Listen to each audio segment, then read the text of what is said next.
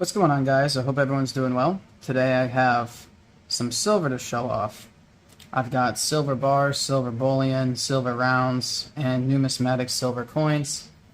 On the right side you see the numismatic silver coins. On the left you see like the investment grade silver. And I want to talk about the differences, right? We'll start off with the bigger stuff and the investment grade silver. Something like this is what you invest in, and you buy it, you hold it for a long time, you collect it, and hopefully in 20 to 50 years the price of silver goes up and you can cash in, right? It's a good hedge against inflation, and it's a lot of fun to stack and to invest in, something you get to hold instead of, buying a stock and doing nothing with it, even though it can be easier buying and selling a stock depending on how you do it. Next, we'll get into some silver rounds. This is stuff that you're typically going to pay $2 to $3 over the spot price at a good coin shop or online dealer. Show you guys some more. You got the Sunshine Minting. This, I guess, is more of like a vintage round, 1984. I'm pretty sure they make the blanks, the planchets, right, for the silver eagles right here. Now these are one of the most expensive pieces of silver you can buy in terms of like regular 1 ounce silver coins. I never buy them from the mint, you're gonna overpay, but you can buy them from some coin shops. Now everyone right now is selling eagles for like ungodly prices, $16, $18 over the spot price. Now the spot price is what you see online, so right now the spot price is around $24. So something like this, the one world trade, you might think you can get it for 26 to 28 bucks, right? $3 to $4 over, maybe $2 over if you're getting a really good deal. Silver bar, you might pay $3 an ounce over, so 30 bucks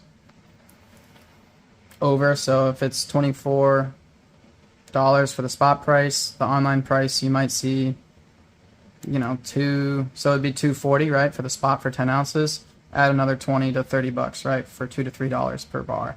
The more cooler of a bar, obviously, you're going to pay a higher premium. Like this one has a lot higher premium than the Silvertown one. I guess it all depends on who's buying it and selling it to, right, what they think. And here we got some Britannias. Now something like this is probably $4 over spot. At least that's what I got it for. Main reason was because it's 2023. The Queen passed away in 2022, so this is the last year her face will be on the coins. And typically for the UK Mint, when they put out coins, people like to collect them. They make cool designs, and they're going to have a little bit of a higher premium than some of the generic silver that you see up here. Now here's a Silvertown Engelhard, not Silvertown. This is the Engelhard round. You'll see kind of different varieties of this. This is beautiful toning and cartwheel effect, by the way. And these are vintage. They don't make these anymore. So people pay a higher premium for this than 1985. American Prospector. It's absolutely beautiful. Great shine and luster to this thing. I'll tell you what. I mean, look at that. They make great stuff.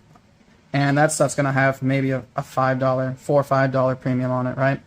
So it's okay to pay these higher prices, right? What I don't have here are silver buffaloes, mainly because I melted them all to make some silver skulls. But, stuff... Just imagine this was a buffalo, right? Imagine this was a silver buffalo. You'll probably pay $2 to $3 over the spot price, right?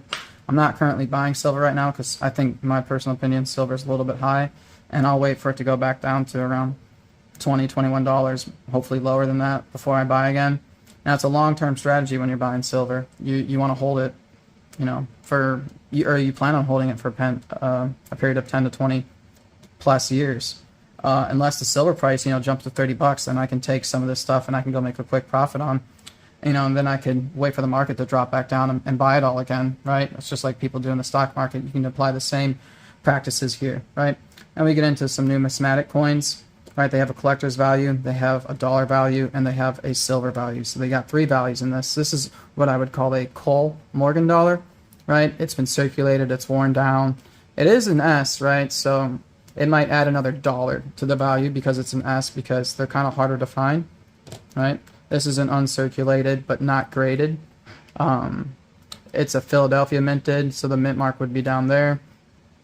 1921 Morgan dollar. They made so many of these. It's technically the last year, you know, from like the 1900s that they made Morgan dollars. But this is going to be like, what, $2-3 over at a good coin shop for something like this. At least that's what I paid. I paid an extra $2 for this, right? Compared to this. And I think we would all say that's a good deal. And next we'll get into, like, I'll show these off first because these are two pretty common dates and, you know, not too expensive silver numismatic coins. So one, they got the silver value. They're 90% silver, right? They have the collector's value, you know, based on how many they minted and based off the condition, they're going to have a certain price. You can go to the PCGS website to look up their price guide, or you can go on things like Graysheet to look up their price guide, and they all go for what these have sold for in the past, graded for that year, for that mint, in this condition, right? So these are both mint state 62. So here's a good example of what a mint state 62 Morgan and Peace dollar look like, right? They got good shine, great luster. Whether you agree with the grade or not, for the most part, PCGS does a pretty good job. Here's a mint state 63. This is just a proof-like, right? I think they mainly gave it the proof-like grade because of the reverse side. The back of the coin's called the reverse. It has that white frosty look with the mirrored background. A little bit more than it does on this side. And since we're holding up the proof-like, I got a deep mirror proof-like right here. Right, the 1880S graded by Annex, and it's toned on the back. Has beautiful toning on the back of it. I've showed this coin off before. Absolutely marvelous coin. And then we've got a 1884 Carson City deep mirror proof-like in a mint state 63. Once again, a beautiful, beautiful coin. Absolutely marvelous. They're both mint state 63s, so we'll put them up together. See what you guys think. Now, it would be totally awesome if this reverse right here, or if this toning right here was on this coin. Man, this thing would go up in value, right? That'd be like a $600-700 coin. But anyways, so yeah, the deep mirror proof-like is going to add tremendous value to a coin. Toning is going to add tremendous value to a coin. I didn't pay that price right there, but you could ask because this coin's worth a couple $100. I don't know, $250 maybe. Let's just say that, right? If someone wanted to ask for $75, that's because of the toning on it, right? That's why that price sticker's on there. That's what someone else had it on there. And usually when you go to NGC and say you send in a bunch of coins, right, they might mark it brilliant uncirculated, which I think is between, I forget if that's between the 63, 65 range or like the 60 and 63 range. But anyways, this is once again a common date Morgan dollar.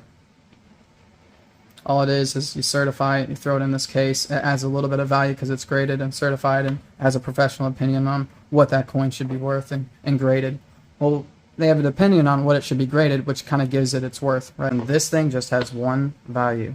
It has whatever the silver value is, and it's pretty generic round, right? So you're going to pay $2-3 over the spot price. Something like this, or let's see. Yeah, I guess this. I don't have any of my cool silver rounds out here, right? Like the Stormtrooper, the Star Wars Stormtrooper type stuff. That's like that'll have a higher, like, I guess, numismatic value, but it's like a collector's. So I guess you can call it more of a collector's value. Say it's like got the Stormtrooper design on it or something like that, or a Mandalorian coin that everyone's talking about, or Marvel or something like that. You got Iron Man on it. You're going to pay a higher price for it. Maybe like $80-90. So, but yeah. Here we got I've shown these coins off a whole lot because I absolutely love them.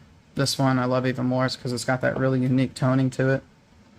It's got beautiful luster, and this really, I've seen some people talk about it too on their coins. It has like this this blackish, purplish toning right there. That's what it is. It's not like dirt or crud or anything. It's actually toning right there.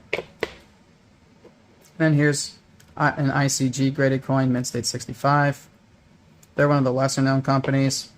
The way it goes is PCGS, NGC, Annex, and then your ICG, right? These are the four legitimate, like everyone knows, you know, coin dealers that you want to send your coins into, right? And what you can do is you can take a Silver Eagle, you can send it to one of these companies, and they'll grade it. I didn't put any out. I have some. But really, I don't think you should waste money doing that.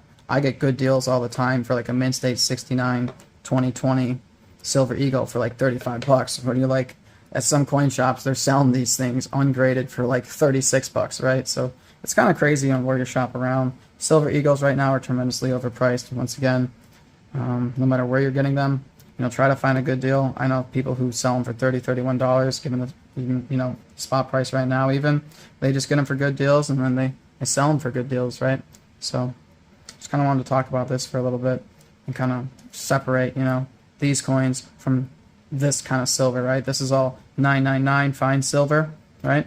And this is 90%. Technically, it's junk silver. Something like this is junk silver, right? Has a little bit of a numismatic value to it.